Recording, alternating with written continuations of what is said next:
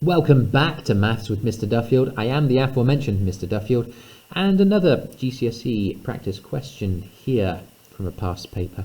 The diagram shows two cylinders, A and B. Cylinder A has height 1.6 meters and radius 0.56. Work out the curved surface area of cylinder A. Now, we should recognize and we should remember the curved surface area, this sort of center part, outward facing of this cylinder, is when you cut it down one edge and lay it out flat, it's a rectangle. It's a rectangle and it has dimensions as follows. The height of the cylinder is one dimension, in this case 1.6 meters, and then the other dimension is the circumference of the circle at the top or bottom, it doesn't matter. Now, what was the circumference formula? 2 pi r. 2 times pi times the radius, which in this case is 0.56 meters, okay? So when we're finding the curved surface area, we're finding the area of this rectangle, which requires us to do that calculation first. 2 times pi times 0.56. Okay, so that ends up as being roughly 3.519. That's interesting, very close to pi, but not quite pi. Anyway, that is this dimension of the rectangle, and of course the other dimension is 1.6. I can actually take the work that I've done on my calculator and literally just press times to take the answer from the previous part and keep things as accurate as possible. Finding the area is multiplying both of those together, which is 5.63. I've rounded it to 3 significant figures, and the reason why is because the question asks me to. Next part, cylinder B is mathematically similar to cylinder A. The height of the cylinder B is 0.6 meters. Work out the radius of cylinder B. Okay.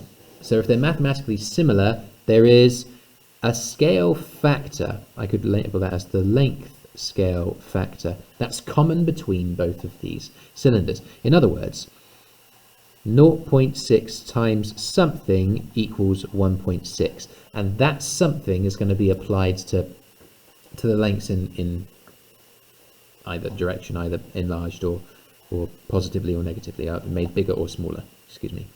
Okay, so this unknown, what is that? What is that unknown?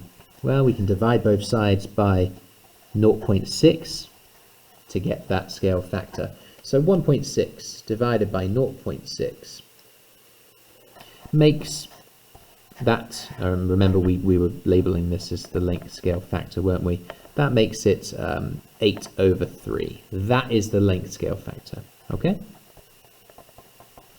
And we found this by effectively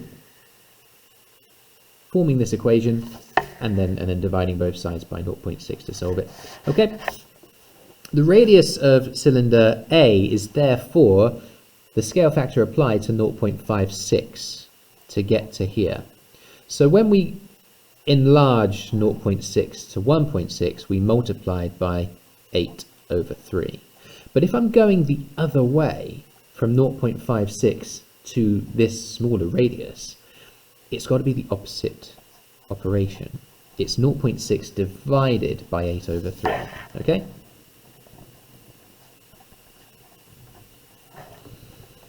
Which I'm going to do on the calculator. Remember, we can use the answer key on my calculator to carry across 8/3 without needing any particularly meticulous work. Good. The answer, once I type that in, is 0.21. That's it. Another question done. 4 more IGCSE marks, and we can carry on with the rest of the paper. I wish you all the best with all your future endeavours, and for goodness sake, get your work done on Teams. Speak to you soon.